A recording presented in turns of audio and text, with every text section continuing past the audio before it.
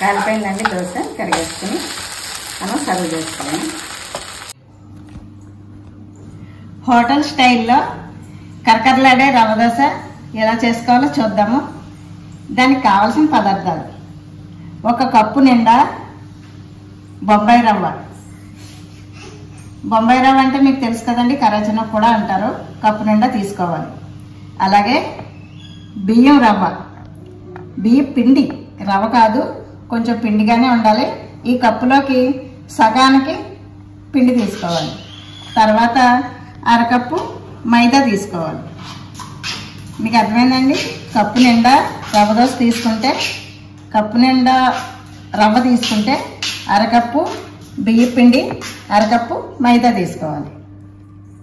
దాంట్లోని వేసి పదార్థాలు: 1 అల్లం తురుము, పచ్చిమిర్చి, కరివేపాకు, కొత్తిమీర, మిరియాల పొడి, జీలకర్ర, ఉల్లిపాయలు, తగినంత ఉప్పు. ఇప్పుడు మనం ఎలా కలుపుకోవాలో చూద్దాం. ఇప్పుడు బొంబాయి రవ్వ వేసేసుకోవాలి. తర్వాత ఈ వరిపిండి వేసేసుకోవాలి. తర్వాత మైదా కూడా వేసేసుకోవాలి. ఇప్పుడు ఇందులో పచ్చిమిర్చి, అల్లం తురుము వేసుకోవాలి.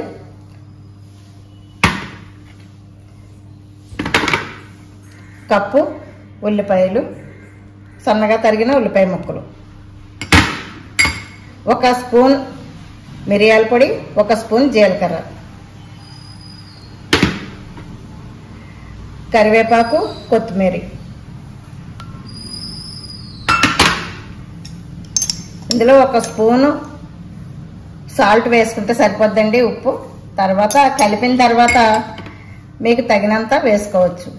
ఇప్పుడు వాటర్ ఎలా వేసుకోవాలో మనం చూద్దాం. ఇప్పుడు మనం ఏ కప్పుతో అయితే బొంబాయి రవ్వ తీసుకున్నామో ఆ కప్పుతో 1 కప్పు రవ్వకి 4 కప్పులు వాటర్ వేసుకోవాలండి.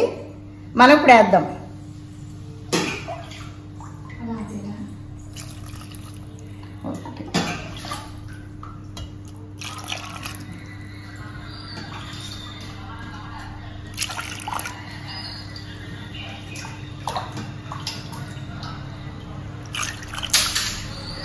ఇప్పుడు దీన్ని బాగా గరిటెతోటి కలిపేసుకోవాలి.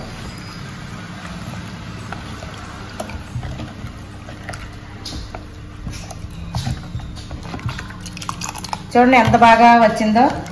ఈ రెసిపీ చాలా బాగుంటుందండి. రవ్వ దోశ వేసుకుని తింటే హోటల్ కంటే కూడా చాలా బాగుంటుంది. ఇప్పుడు ఇలా కలుపుకున్న తర్వాత మనకి గట్టిగా ఇంకా ఉందనిపిస్తే ఇంకా వాటర్ కలుపుకోవచ్చు. చూసుకుని కలుపుకున్న తర్వాత ఇలా వస్తే సరిపోద్దండి. మీకు ఒకవేళ ఇంకా గట్టిగా వచ్చిందనిపిస్తే ఇంకో కప్పు వాటర్ వేసుకోవచ్చు. 1 కప్పు 2 కప్పులన్నా వేసుకోవచ్చండి. వాటర్ వేసుకున్నా పర్వాలేదు.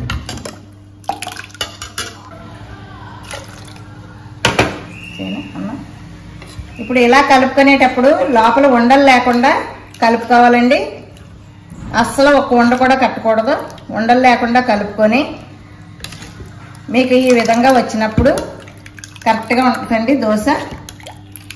దీన్ని ఒక పావుగంట సేపు పక్కన పెట్టేసుకుని ఆ తర్వాత మనం దోశలు వేసుకోవాలి. దోశ పిండి రెడీ అయ్యేలోపు మనం చట్నీ చేసుకుందాం అండి.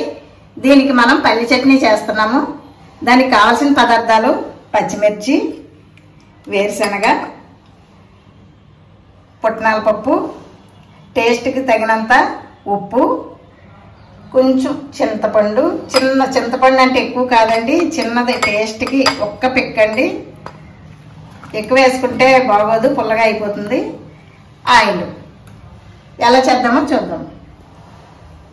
ముందుగా స్టవ్ ఆన్ చేసుకుని మీడియం ఫ్లేమ్లో పెట్టుకోవాలండి. కొంచెం వేడైన తర్వాత ఆయిల్ వేసుకుని 2 స్పూన్ల ఆయిల్ వేసుకుంటే సరిపోతుందండి.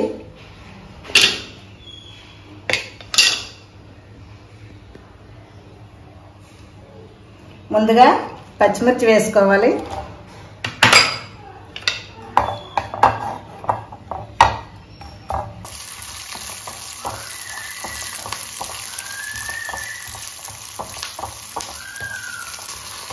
వేగిన తర్వాత పుట్నాల పప్పు వేసుకోవాలండి. ఈ పప్పు పెద్ద వేగక్కర్లేదు, ఇలా వేయగానే అలా వేగిపోతుంది.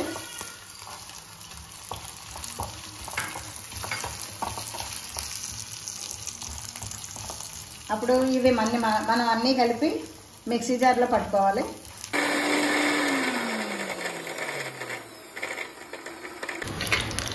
చట్నీ పోపుకి కావాల్సిన సామాగ్రి అండి, కొద్దిగా జీలకర్ర, తర్వాత 2 ఎండుమిర్చి లాస్ట్ని వేసుకోవాలండి, లేకపోతే ఎక్కువగా కాగిపోతుంది. 1 నిమిషం వేగితే చాలు, కట్టేసుకోవాలి. స్టవ్ ఆపుకొని వేసుకోవాలి.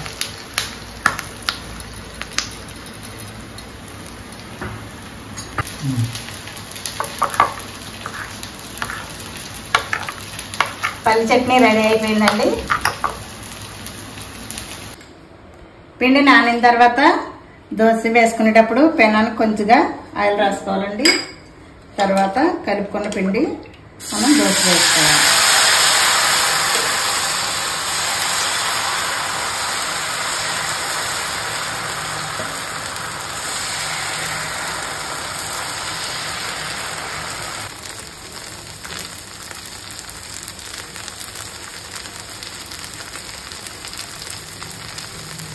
కొద్దిగా కాలిన తర్వాత మనం కొంచెం ఆయిల్ వేసుకోవాలి.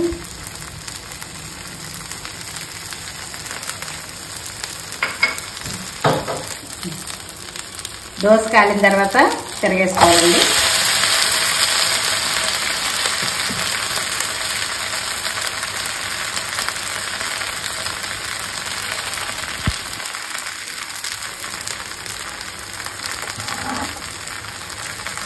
రెండు నిమిషాలు కాలిన తర్వాత దోశను తీసేసుకోవచ్చు.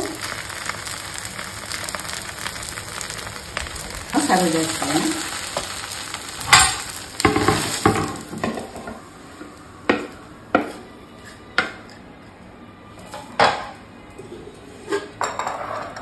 మనం చట్నీని పల్లి చట్నీ చేసుకున్నాం కదండి, ఈ చట్నీ వేసుకొని కరకరలాడే రవ్వ దోశ రెడీ అండి. మా వీడియో మీకు నచ్చినట్లయితే లైక్ చేయండి, షేర్ చేయండి, సబ్స్క్రైబ్ చేయడం మర్చిపోకండి. ధన్యవాదాలు.